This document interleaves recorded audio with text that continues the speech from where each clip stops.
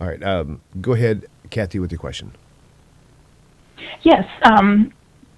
This is Kathy Kennebeck from Salem, Missouri. And my question is about cremation. I've heard you say that we should never choose cremation when we die as our final disposition. So I just wondered what the rationale is for that, and what about those who were killed in a fire or were cremated in the Holocaust? So a person should never be cremated, and you should not honor such a request, okay? You'll tell me, but cremation is cheaper. Be buried in a forest in an animal cemetery rather than be cremated. Never permit that. It's from the bones that the resurrection will occur. You're not allowed to do that. Now, I know someone's asked my question, but didn't they burn bodies in war? You find that in Tanakh. But what they were doing is, there was a problem. Someone died in war, what do you do? Because the dead body spreads disease, but they wanted to bury the body somewhere. So they were able to remove the flesh by using an acid, and then the bones will be brought back. But let's deal with this. In the process of cremation, it's not just that they're burning the body, which they are. However, the bones from which the resurrection occurs, we see that in Tanakh clearly, explicitly. I mean, the vision of Ezekiel in chapter 37, it's from the bones that the body is reconstituted. Do not destroy the bones. Now, bones are filled with calcium.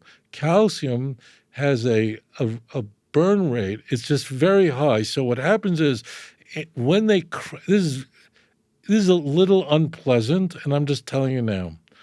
When chas v'chalila cremations are performed, after the body is burnt, the bones have been damaged for sure, but they're not destroyed because the calcium is just not hot enough. The ovens are not hot enough.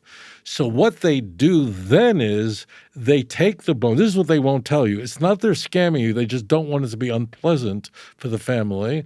They have a special machine that grinds the bones down into like a powder. And then they give that with the ashes to the family, but it's a ground bone.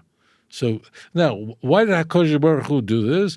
Because the fires of Auschwitz, of Auschwitz wouldn't destroy it. People, chas v'chalila, heaven forbid, who are killed in an accident, who are killed in a burning fire, it should never happen to you. But if that happens, so that's exactly the point. The bones survive it. That's why they can go to a dentist. When the body has been completely burnt, what do they do right away? They look for the teeth, that's bone.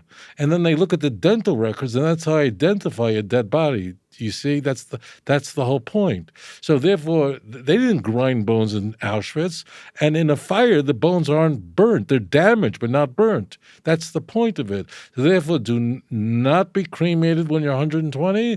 Do not ask for it. If you put it in your will, change your will today, and you should not honor the request of someone who asked for it.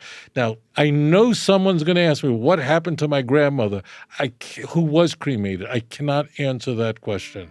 That's in God's hands. I can't. But cremation, no one, Jew, Gentile, never be cremated. Chas v'chalila, the bones are preserved for the resurrection of the dead.